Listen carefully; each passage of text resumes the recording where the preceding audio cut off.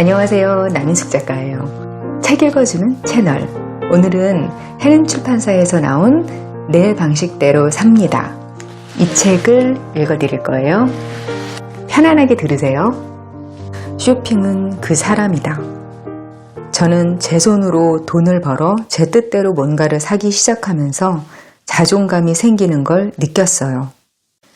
기획안을 본 편집자에게서 들은 이 말은 내 의식을 잠시 다른 시공간으로 옮겨놓았다. 그 말은 오래전에 내가 막연하게 느꼈던 감정과 닿아 있었다. 나는 쇼핑 신생아, 아니 세포분열조차 시작되지 않은 배아였던 시기의 나를 돌아보았다. 그 방면에서 나는 또래보다 한참 늦되었다. 타고나기를 소유욕이 없는 데다 고등학교 졸업 이후 부모님께 용돈을 받지 않았던 나는 무언가를 사는 행위 자체에 죄책감을 느꼈다. 20대 중반이 될 때까지 내가 버는 약간의 돈을 다른 것으로 교환하는 일에 특별히 내 취향이나 의지가 반영된 적이 없었다. 그저 가장 필요한 것, 가장 싼 것이 내 선택 기준이었다. 그리고 그때의 나는 내 씀씀이의 모양대로 쪼그라든 채 작아진 자아보다도 더 보잘것없는 선택을 하며 살았다. 그런 내가 쇼핑이라는 것을 가치관 안에 들이게 된 계기는 함께 일하던 한 선배의 스카프 때문이었다. 단순한 차림이면서도 개성과 우아함을 발산하는 구심점이 스카프임을 알아차렸을 때의 기분이란 충격에 가까운 것이었다. 그때의 내게 스카프란 내가 살 가능성이 없다는 점에서 초전도 자석이나 혈액 원심 물리기와 같은 범주에 속한 물건이었다. 딱히 보온성이 있는 것도 아니면서 목을 감싸는 직물 조각의 존재 이유는 처음부터 내 이해 너머에 있었다. 가벼운 차림에 작은 스카프를 하는 게 당시 유행이었다는 걸 알게 된 건 나중 일이었지만 그 덕에 나는 물건의 취향을 더한다는 게 한 사람의 존재감에 어떤 작용을 하는지 깨닫게 되었다. 나중에 선배가 산 것과 비슷한 것을 하나 사보았지만 그걸 목에 두른 내 모습에 끝내 적응하지 못했다. 내 생애의 첫 스카프는 햇빛조차 보지 못하고 손수건으로 전락하고 말았다. 그러나 그 이후로 나는 자아가 투영된 물건 사기라는 것에 눈을 뜨게 되었다. 묘하게 사람들 사이에서 주눅이 들어있던 내가 조금씩 길을 펴기 시작한 것도 그때부터였다. 의지대로 쇼핑을 하려면 경제적 여유가 바탕이 되어야 하니 결국 돈을 버는 게 자아의 힘 아니겠냐고 되물을 수도 있겠지만 이건 좀 다른 문제다. 자신을 부양할 만큼 넉넉해졌는데도 쇼핑에 의지를 투입하지 않고 의식과 필요의 흐름대로 돈을 쓰는 사람들이 적지 않다. 그런 쇼핑 태도는 인생에서 다른 것을 선택하는 태도와 놀랍도록 닮아 있다. 그건 쇼핑이 바로 선택 그 자체이기 때문이다. 무언가를 산다는 것은 한정된 자원을 내 삶에 분배하는 일이고 그 과정에서 드러나는 우선순위가 내 태도와 가치관이다.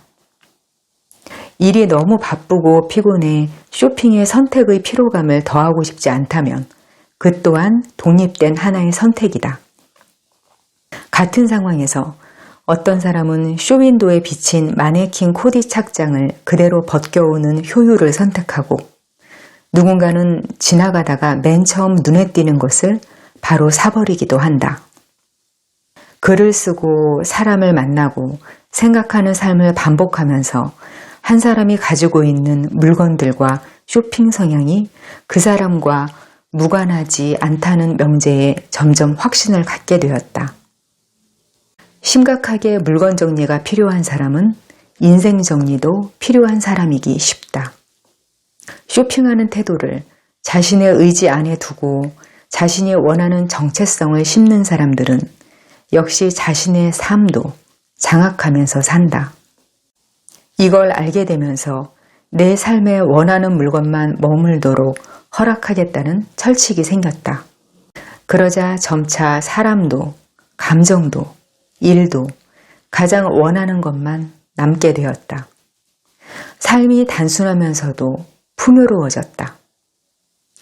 그러니 한 번쯤 내 삶을 바꿔보고 싶다면 쇼핑에서부터 시작하는 것도 괜찮은 방법이다. 사람보다 물건이 위로가 될 때,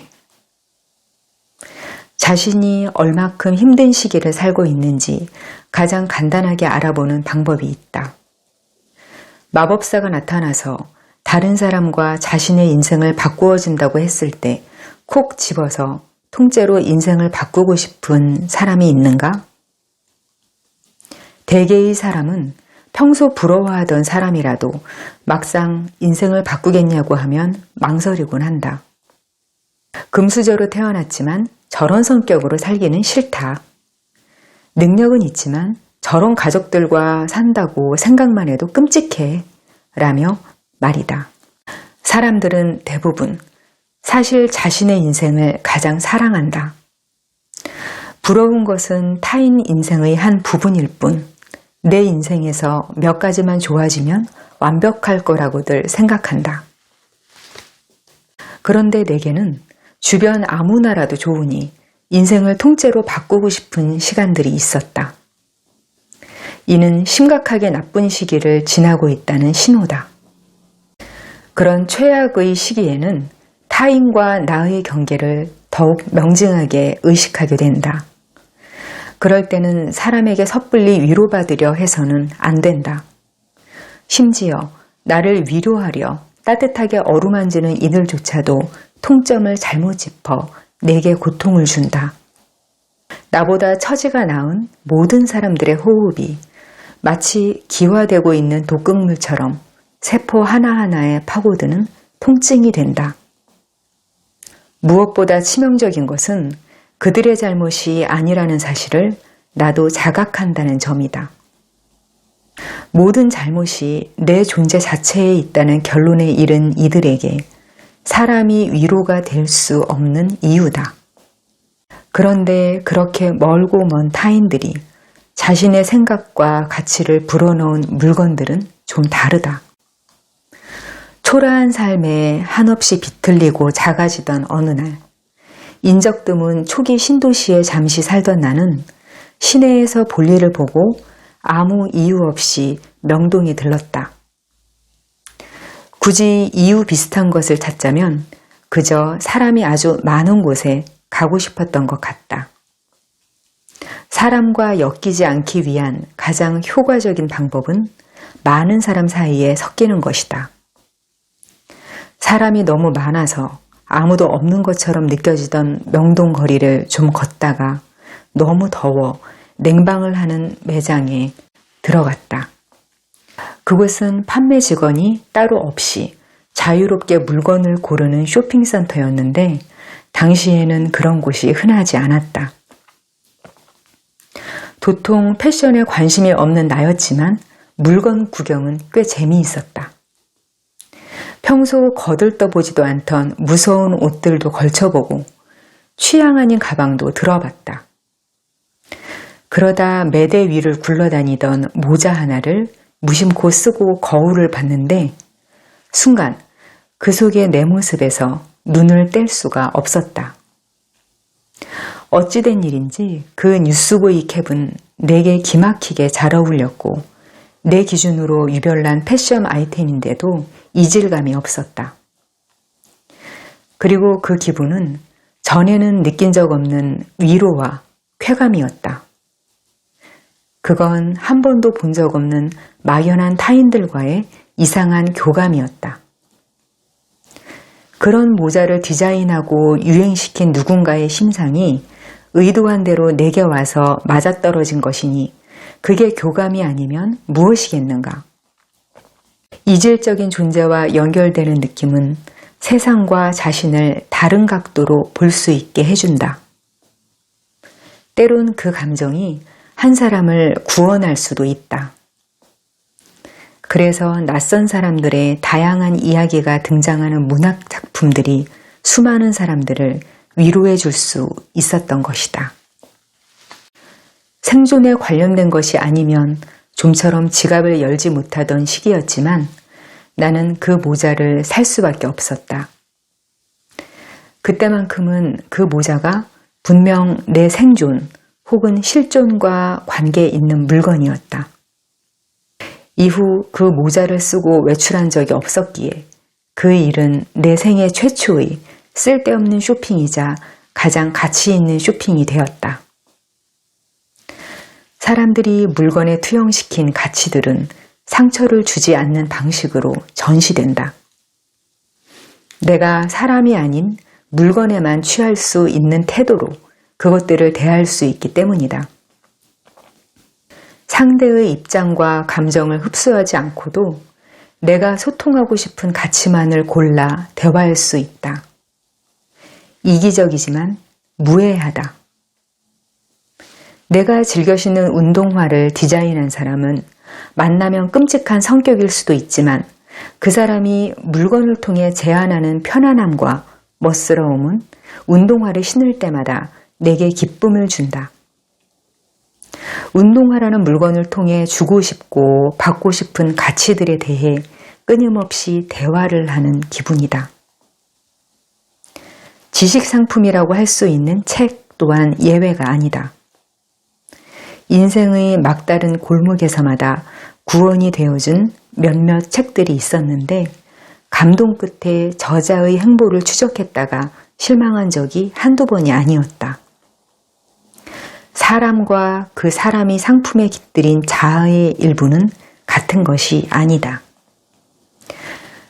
그러니까 무언가를 산다는 것은 내가 필요로 하는 감수성만을 추출해 흡수하는 행위다.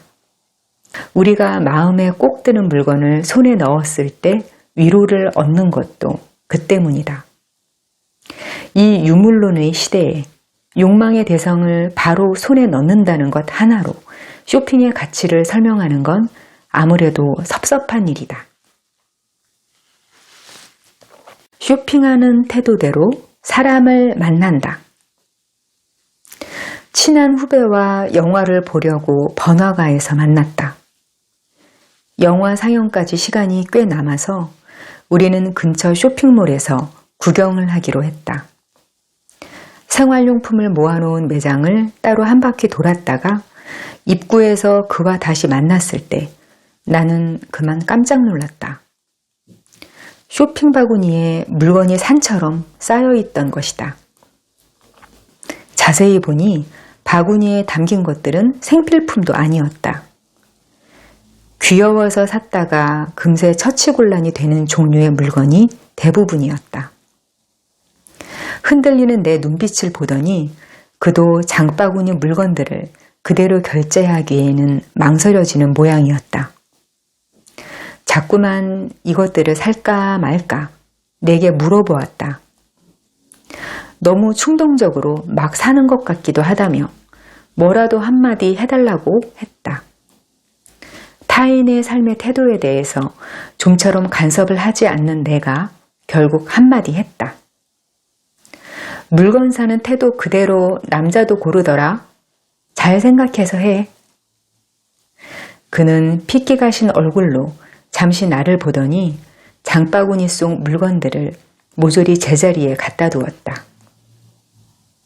사람들의 성향이 다양하고 거기에 좋고 나쁘고가 없듯이 물건을 고르는 방식에도 옳고 그름은 없다. 그러나 선택을 하는 태도와 방식이 물건 하나를 쇼핑할 때와 애인이나 직업을 고르는 것처럼 보다 중요한 일을 결정할 때가 다르지 않다면 어떨까? 실제로 평소 쇼핑하는 걸 귀찮아하다가 비싼 걸 덜컥 사오는 사람은 갑자기 터무니없는 연애를 시작하기도 하고 사는 행위 자체만을 좋아해서 쓸모없고 저렴한 물건만 계속 사들이는 사람은 연애를 위한 연애를 하게 되기 쉽다. 내 돈 쓰는 일에 아무런 의지도 더하지 않는 사람은 상대의 의지나 주변 분위기에 따라 주관 없는 연애를 하기도 한다. 까다롭게 고르고 모든 걸 충족하는 게 없을 때 차라리 안 사고 마는 사람은 연애를 안 하거나 끝까지 책임을 지거나 둘 중 하나다. 사람은 생각에 쓰는 에너지를 줄이고 다급한 상황에서 살아남기 위해 자동사고라는 것을 한다. 경험과 그에 대한 해석, 그리고 실천을 통해 패턴을 만들고 비슷한 상황에서 자동으로 반응하고 결정을 내리는 것이다. 그래서 우리는 가장 좋은 선택을 하기보다는 선택하기에 좋은 것을 선택할 때가 더 많다. 중요한 일에는 정신을 바짝 차리고 보다 시간을 들여 생각을 하니 다를 거라고들 믿지만 그렇지 않다. 크고 중요한 결정도 언제나 작은 선택의 순간들이 모여 이루어지기 때문이다. 모든 것이 그렇듯 선택의 태도는 아주 작은 것들과 보다 큰 것들이 서로 연결되어 있다. 작은 선택에 서툴면 큰 선택도 서툴다. 그 반대도 마찬가지라 마음이 어수선한 시기에 고르는 물건들은 시원치 않을 때가 많다. 그래서 물건을 생각 없이 마구 사게 되는 시기에는 연애도 시작하는 게 아니다. 한창 나를 고치고 싶던 시기, 나를 들여다보고 다듬기 좋은 거울이 바로 쇼핑이었다. 여기서 말하는 쇼핑은 눈에 보이는 물건만을 말하는 게 아니다. 배움이나 외식, 여행처럼 경험을 사는 것도 포함한다. 손에 쥔 것이 얼마 되지 않던 때라 그걸 통제해서 내 의지 안의 흐름을 만드는 일은 스스로 돌을 닦는다는 기분까지 들게 했다. 내가 정말 원하는 물건만 내 삶에 들이겠다는 결심은 내가 정말 원하는 게 뭔가에 대한 질문을 끊임없이 던지게 했다. 그런데 이 질문이 구체적인 상황과 만나니 삶의 많은 것들이 바뀌었다. 확실히 나는 지금이 아무거나라고 자주 말하던 시절보다 내 하루하루를 장악할 수 있는 힘이 더 생겼다고 느낀다. 그런 힘이 생기면 보다 좋은 인생의 선택을 할 수 있는 힘도 생긴다. 쇼핑은 선택의 태도를 연습할 수 있는 가장 쉽고 안전한 방법이다. 선택에 실패해도 괜찮다. 반품이나 중고 판매, 양도에 따른 사소한 손해를 감수하고 연습하는 게 중요하다. 이 연습에 익숙해지면 선택의 상황에 놓였을 때 회피하거나 가장 쉬운 것을 선택해버리는 습관에서 벗어날 수 있다. 그러니 좋은 운명을 선택하고 싶다면 두루마리 휴지 하나도 함부로 고르지 마라. 쇼핑은 그 사람이다. 저는 제 손으로 돈을 벌어 제 뜻대로 뭔가를 사기 시작하면서 자존감이 생기는 걸 느꼈어요. 기획안을 본 편집자에게서 들은 이 말은 내 의식을 잠시 다른 시공간으로 옮겨놓았다. 그 말은 오래전에 내가 막연하게 느꼈던 감정과 닿아 있었다. 나는 쇼핑 신생아, 아니 세포 분열조차 시작되지 않은 배아였던 시기의 나를 돌아보았다. 그 방면에서 나는 또래보다 한참 늦되었다. 타고나기를 소유욕이 없는 데다 고등학교 졸업 이후 부모님께 용돈을 받지 않았던 나는 무언가를 사는 행위 자체에 죄책감을 느꼈다. 20대 중반이 될 때까지 내가 버는 약간의 돈을 다른 것으로 교환하는 일에 특별히 내 취향이나 의지가 반영된 적이 없었다. 그저 가장 필요한 것, 가장 싼 것이 내 선택 기준이었다. 그리고 그때의 나는 내 씀씀이의 모양대로 쪼그라든 채 작아진 자아보다도 더 보잘것없는 선택을 하며 살았다. 그런 내가 쇼핑이라는 것을 가치관 안에 들이게 된 계기는 함께 일하던 한 선배의 스카프 때문이었다. 단순한 차림이면서도 개성과 우아함을 발산하는 구심점이 스카프임을 알아차렸을 때의 기분이란 충격에 가까운 것이었다. 그때의 내게 스카프란 내가 살 가능성이 없다는 점에서 초전도 자석이나 혈액 원심물리기와 같은 범주에 속한 물건이었다. 딱히 보온성이 있는 것도 아니면서 목을 감싸는 직물 조각의 존재 이유는 처음부터 내 이해 너머에 있었다. 가벼운 차림에 작은 스카프를 하는 게 당시 유행이었다는 걸 알게 된 건 나중 일이었지만 그 덕에 나는 물건의 취향을 더한다는 게 한 사람의 존재감에 어떤 작용을 하는지 깨닫게 되었다. 나중에 선배가 산 것과 비슷한 것을 하나 사보았지만 그걸 목에 두른 내 모습에 끝내 적응하지 못했다. 내 생애의 첫 스카프는 햇빛조차 보지 못하고 손수건으로 전락하고 말았다. 그러나 그 이후로 나는 자아가 투영된 물건 사기라는 것에 눈을 뜨게 되었다. 묘하게 사람들 사이에서 주눅이 들어있던 내가 조금씩 길을 펴기 시작한 것도 그때부터였다. 의지대로 쇼핑을 하려면 경제적 여유가 바탕이 되어야 하니 결국 돈을 버는 게 자아의 힘 아니겠냐고 되물을 수도 있겠지만 이건 좀 다른 문제다. 자신을 부양할 만큼 넉넉해졌는데도 쇼핑에 의지를 투입하지 않고 의식과 필요의 흐름대로 돈을 쓰는 사람들이 적지 않다.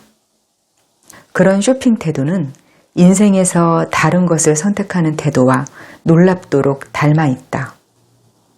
그건 쇼핑이 바로 선택 그 자체이기 때문이다. 무언가를 산다는 것은 한정된 자원을 내 삶에 분배하는 일이고 그 과정에서 드러나는 우선순위가 내 태도와 가치관이다. 일이 너무 바쁘고 피곤해 쇼핑에 선택의 피로감을 더하고 싶지 않다면 그 또한 독립된 하나의 선택이다. 같은 상황에서 어떤 사람은 쇼윈도에 비친 마네킹 코디 착장을 그대로 벗겨오는 효율을 선택하고 누군가는 지나가다가 맨 처음 눈에 띄는 것을 바로 사버리기도 한다. 글을 쓰고 사람을 만나고 생각하는 삶을 반복하면서 한 사람이 가지고 있는 물건들과 쇼핑 성향이 그 사람과 무관하지 않다는 명제에 점점 확신을 갖게 되었다. 심각하게 물건 정리가 필요한 사람은 인생 정리도 필요한 사람이기 쉽다. 쇼핑하는 태도를 자신의 의지 안에 두고 자신이 원하는 정체성을 심는 사람들은 역시 자신의 삶도 장악하면서 산다. 이걸 알게 되면서 내 삶에 원하는 물건만 머물도록 허락하겠다는 철칙이 생겼다.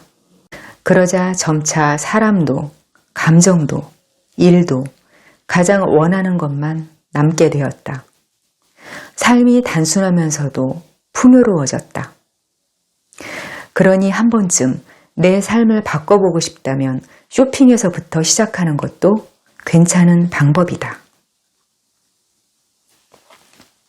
사람보다 물건이 위로가 될 때, 자신이 얼마큼 힘든 시기를 살고 있는지 가장 간단하게 알아보는 방법이 있다. 마법사가 나타나서 다른 사람과 자신의 인생을 바꾸어 준다고 했을 때 콕 집어서 통째로 인생을 바꾸고 싶은 사람이 있는가? 대개의 사람은 평소 부러워하던 사람이라도 막상 인생을 바꾸겠냐고 하면 망설이곤 한다. 금수저로 태어났지만 저런 성격으로 살기는 싫다. 능력은 있지만 저런 가족들과 산다고 생각만 해도 끔찍해. 라며 말이다. 사람들은 대부분 사실 자신의 인생을 가장 사랑한다.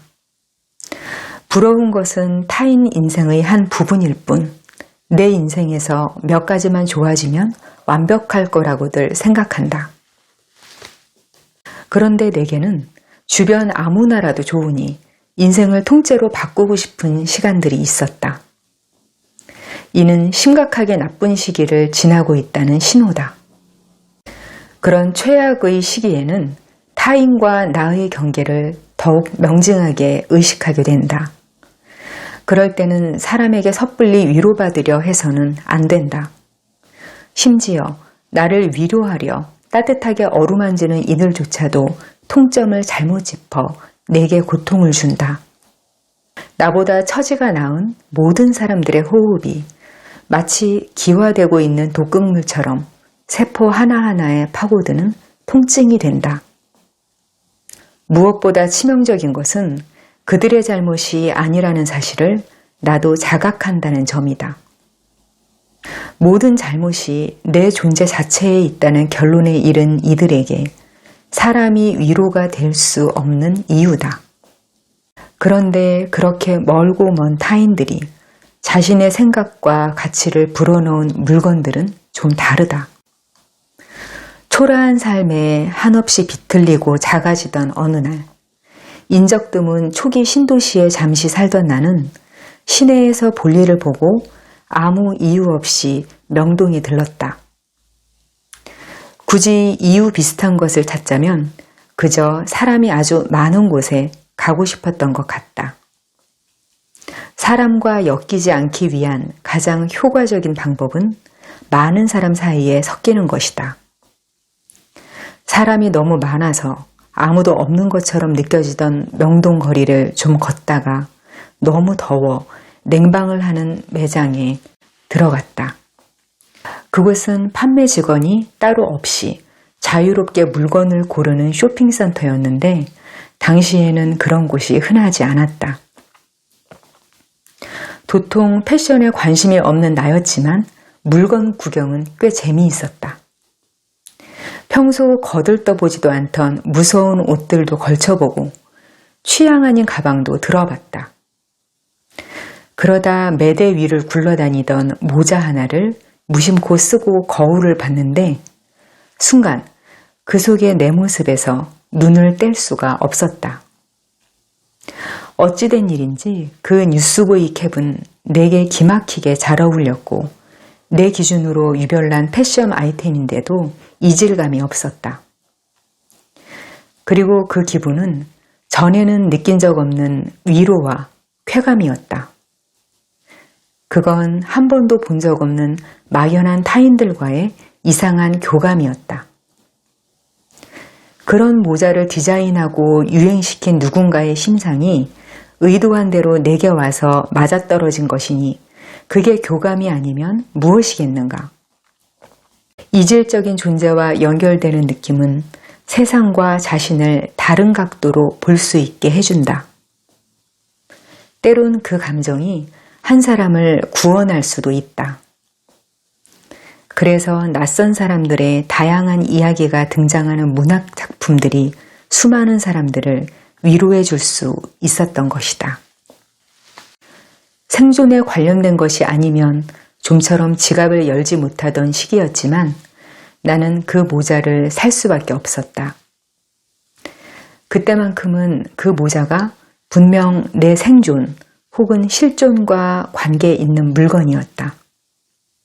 이후 그 모자를 쓰고 외출한 적이 없었기에 그 일은 내 생애 최초의 쓸데없는 쇼핑이자 가장 가치 있는 쇼핑이 되었다.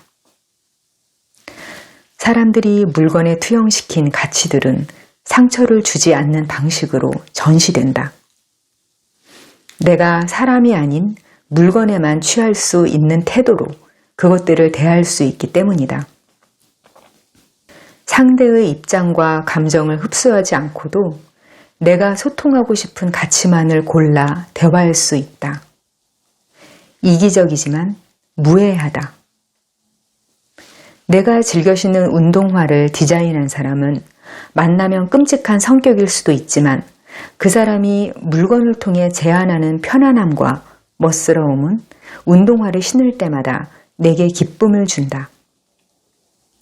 운동화라는 물건을 통해 주고 싶고 받고 싶은 가치들에 대해 끊임없이 대화를 하는 기분이다.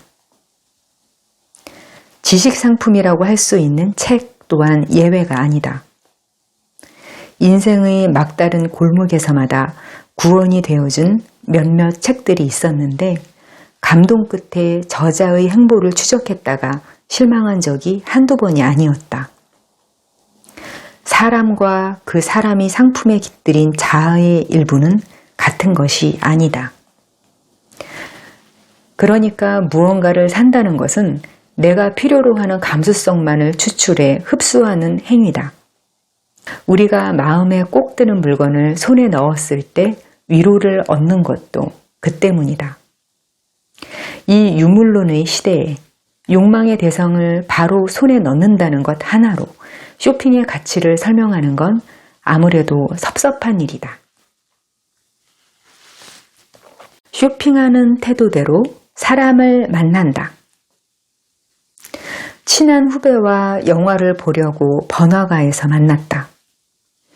영화 상영까지 시간이 꽤 남아서 우리는 근처 쇼핑몰에서 구경을 하기로 했다.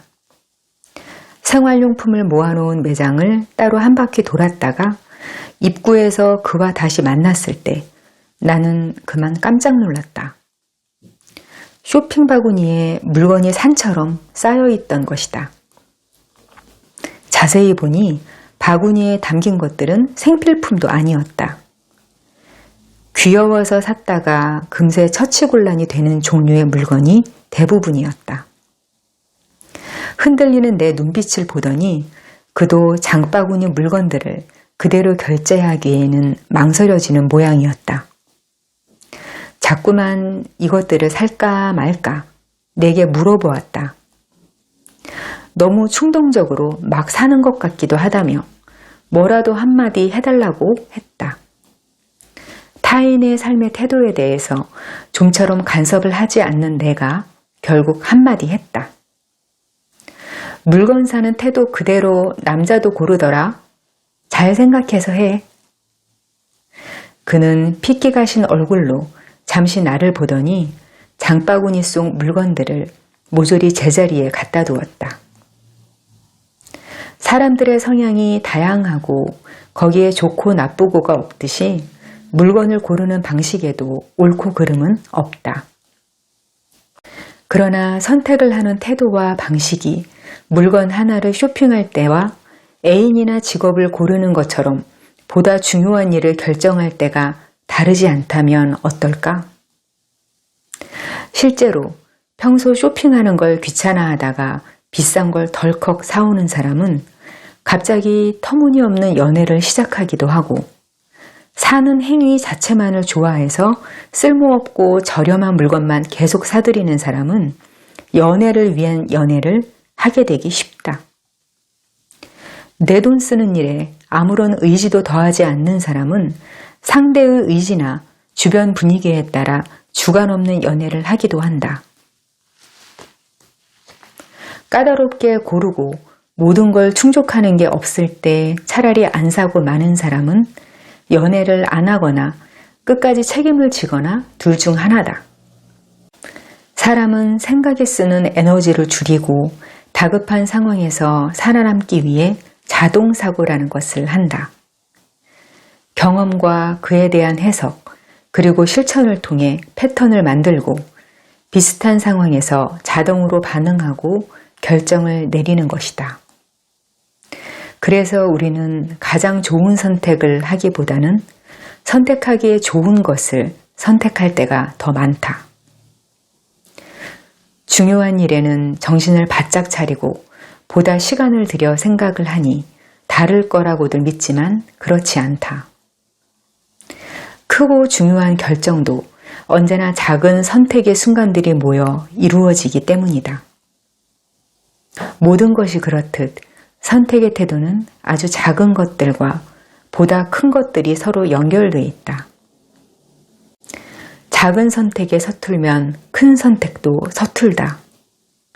그 반대도 마찬가지라 마음이 어수선한 시기에 고르는 물건들은 시원치 않을 때가 많다. 그래서 물건을 생각 없이 마구 사게 되는 시기에는 연애도 시작하는 게 아니다. 한창 나를 고치고 싶던 시기, 나를 들여다보고 다듬기 좋은 거울이 바로 쇼핑이었다. 여기서 말하는 쇼핑은 눈에 보이는 물건만을 말하는 게 아니다.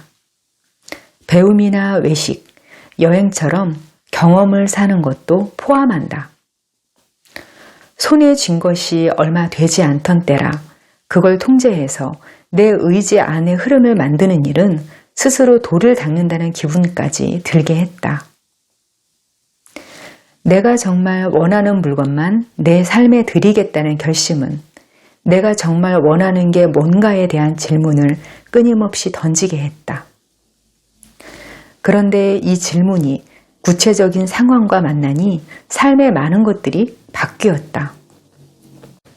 확실히 나는 지금이 아무거나라고 자주 말하던 시절보다 내 하루하루를 장악할 수 있는 힘이 더 생겼다고 느낀다. 그런 힘이 생기면 보다 좋은 인생의 선택을 할 수 있는 힘도 생긴다. 쇼핑은 선택의 태도를 연습할 수 있는 가장 쉽고 안전한 방법이다. 선택에 실패해도 괜찮다. 반품이나 중고 판매, 양도에 따른 사소한 손해를 감수하고 연습하는 게 중요하다. 이 연습에 익숙해지면 선택의 상황에 놓였을 때 회피하거나 가장 쉬운 것을 선택해버리는 습관에서 벗어날 수 있다. 그러니 좋은 운명을 선택하고 싶다면 두루마리 휴지 하나도 함부로 고르지 마라.